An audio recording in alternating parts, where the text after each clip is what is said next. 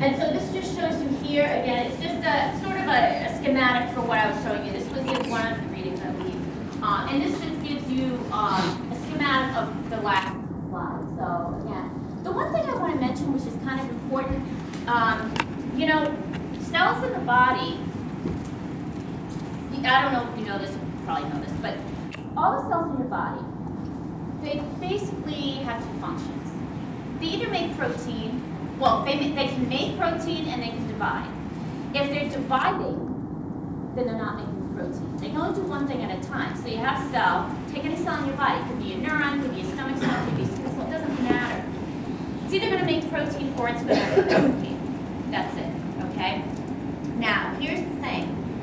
These cells that are surrounding your implant, it's not a normal scenario for them. A lot of times in your body, when something is abnormal or mutated, your cells, they don't keep making protein like everything's fine. They actually end up apoptosing or dying, which isn't a bad thing because that's a protective mechanism. Tumor cells, cancer cells, I mean, if you want to paint it with a wide brush, the reason that ultimately a tumor forms, a cancerous tumor forms, is because the immune system hasn't recognized it, and the cells haven't apoptosed, or they haven't died. Okay, so that's basically how that works. So if there is a trauma to the body, the cells, if they can't deal with it, will escape that way. Well, for implants, what happens is, instead of dying around the implant, they'll make these foreign body giant cells. So they, instead of just going down the apoptotic path, they go down this other path to try to save themselves, and then they're stuck there forever. It's just sort of a cellular mechanism that's really normal in an abnormal situation. Okay? And that's just another, this just shows you a time lapse. You can read this everything I've said, right? But that's a bare biomaterial surface, and this shows you again the different phases.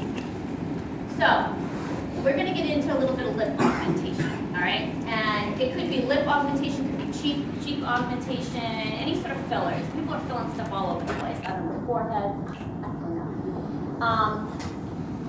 This is sort of in preparation to look at reconstruction, right? Because when you talk about reconstruction, facial reconstruction, you're talking about hard tissue underneath, and then you're talking about soft tissue on top. You have to be aware of both. So when you're talking about soft tissue on top, or you're talking about breast reconstruction, there's a handful of polymers you can use. There's not a huge list, okay? There's biological and there's synthetic. And I'm sure Jeff went through this as far as the hernia scaffold. They have biological scaffolds and they have synthetic scaffolds. When you look at things like lip augmentation or injection, there are temporary biological tissue fillers or augmenters. So you can even imagine this being used for someone who's had a biopsy. Maybe there's a breast biopsy, or someone who's had a lumpectomy, which lumpectomies can be devastating. Lumpectomies, when an individual goes in for a lumpectomy, they can get almost half their breast removed. So we're talking big wounds, okay? And so there's a new movement now to provide something right there in the surgery suite where the person acquiring the tissue can then refill that location with a tissue filler, because otherwise the patient, as it stands now, leaves and they have a big indent in their breast and they're completely, disfigured at that point. So there's temporary fillers can be biological or synthetic. So we look at the human and bovine collagen. Actually, the original lip augmenters and the tissue augmenters were bovine, okay, because it's easy enough to extract the collagen. And one thing to remember is that the human and bovine collagen, collagen is fibrous, okay? So when we look at tendons and ligaments and things like that, you're looking at fibrous collagen. Globular collagen isn't necessarily, it's not a structural component. It's more of an extracellular matrix component in a globular fashion. It's not a normal thing necessarily for your body to see, but there's no way that you can inject fibrillar collagen into the lips. It wouldn't make any sense. but if they extract bovine collagen from a tendon, and they use acid to break down the collagen fibers. So then you have a combination of saline and globular collagen that can be injected. All right, so those are the first tissue fillers, and they work fine unless you have some sort of allergic reaction to the filler. And so allergic reaction doesn't mean host reaction necessarily. If you're allergic to bovine components, if you have an allergy, okay, which stimulates eosinophils and things like that, that's an allergic response. You'll know right away, you'll get a hypersensitivity reaction, it'll blow up really red around the area, it'll never heal. That's a little bit different. But you can have a host reaction without having an allergy to the material. And the host reaction we'll get into, right? But the newer fillers, as far as collagen-based, can be recombinant human collagen. Okay, so that's not a big deal. So you're not going to necessarily have an allergic reaction to that, but you still can have a host reaction. These are temporary.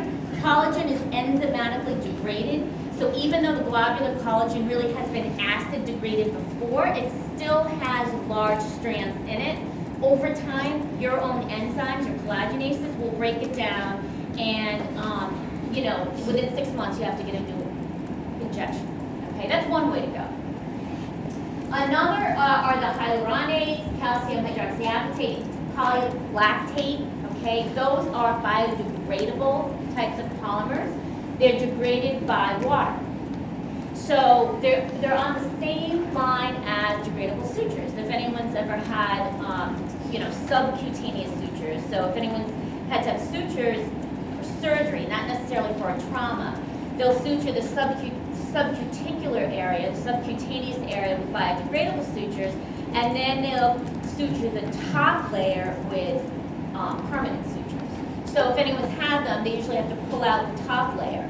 But you have to remember, they have to keep the lower layer together, and then I'm going to pull out those as well, and those are biodegradable. Those are made up of polylactic acid. That's degraded in the presence of water. Okay? So these are too. They last a little bit longer, depending on formulation, that lasts a little bit longer than bovine collagen and human collagen, but they're temporary. Now, when they degrade, even as far as stitches, they can elicit, when water starts to seep into the material and hydrolytically degrade it, they can elicit a small inflammatory response. It can be a problem if your body doesn't resolve that, but there's always some sort of inflammatory response associated with it. And then the degradation products are, carbon dioxide, water, things that can get rid of easily. And then there are permanent sort of fillers, or permanent implants. Things like liquid silicone, PTFE. You could take the same chemical that you would to spray a pan, and you can make it liquid. You can also make it solid. PTFE is an amazing material, but that can be used as a filler as well. And so can polymethylmethacrylate, which again, polymethylmethacrylate is very similar to superglue, right? So superglue is not a solid. You push it out of the tube. It's permanent. Has anyone ever stuck their fingers together with superglue? Right? Okay.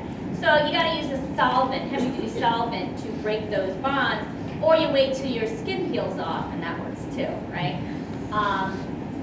Polymethacrylate they can use in liquid form for fillers, but they can also use it as a glue for orthopedics.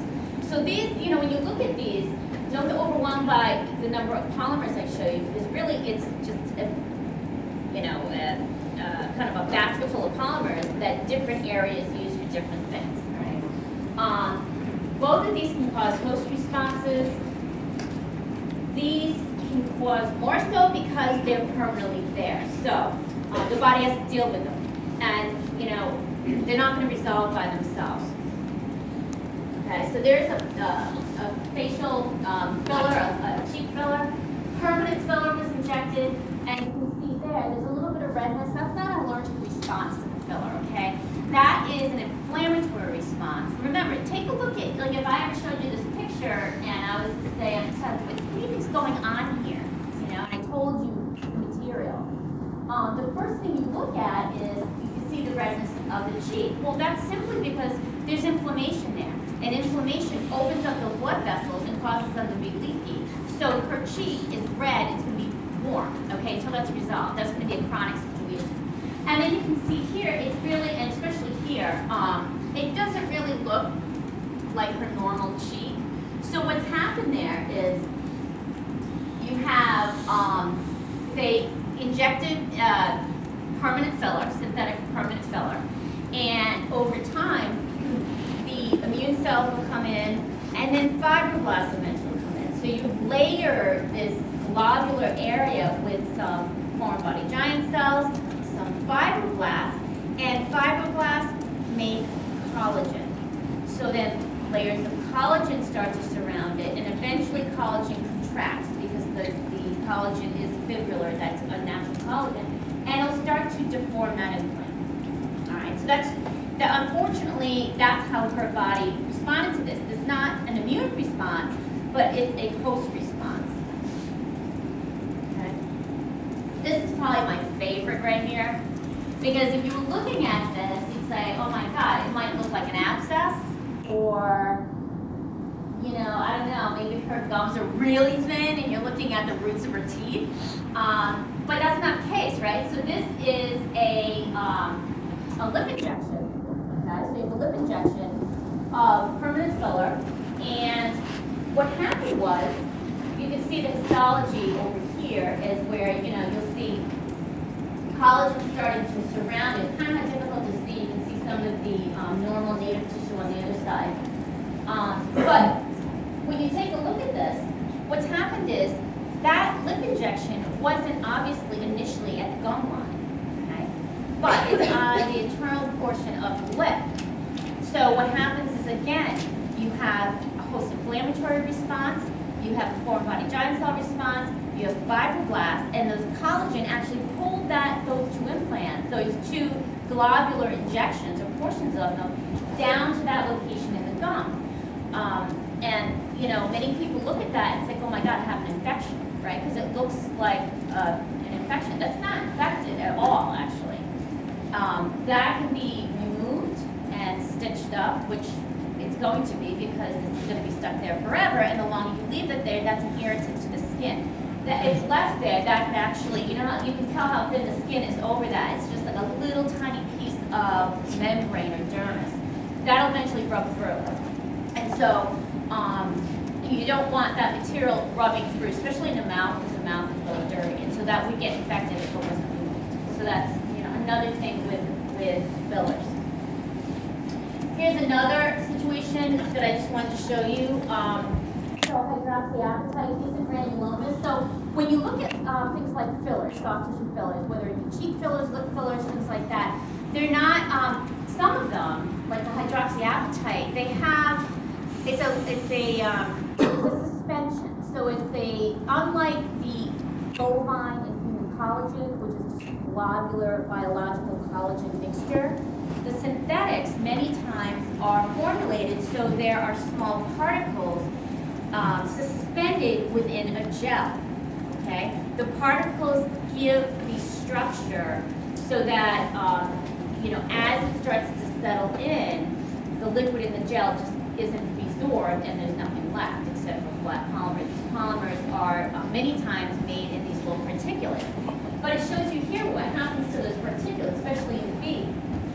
Those are monocytes and neutrophils, which have surrounded the small polymer granules that are in that injection site. Okay. Again, here you can see some of the liquid portion, and these are just different stainings. You don't have to know the different stainings. They stain for collagen, so the alpha blue is for collagen and all that. What I want you to notice is many times, see the perfect example of the body trying to wall off each individual one. And that gives you an idea of what happens externally when you have that. So when you have that situation where you have the body trying to wall off those particulates of synthetic material, you're going to get globular reactions. And so you see that through the histology because you can see the cells just surrounding each one. But externally you can see it because you can see the roughness. You can see where there is the colors and restrictions in her lip. So, poor woman, see? Around your lips and you're fine. This is synthetic mesh. This is, and I'm sure you saw this with Jeff. So when you take a look at just this histology, just to give you some idea, I want you to be able to visualize internally what's going on and then externally what's going on. So externally is easy. You look at someone with a breast implant on their shoulder, you obviously think there's something wrong, right? But could you tell me why did it get on the shoulder? You know, it's not like the person wanted it there, and it's not like my karma had anything to do with that person's breast implant on the shoulder. I'm not that strong. But I want you to see internally. I want you to kind of visualize. And again, there's only so many cellular events that can happen. Your body is very, very simple. Circulatory system gets a little more difficult. There's more components there, but it's pretty simple.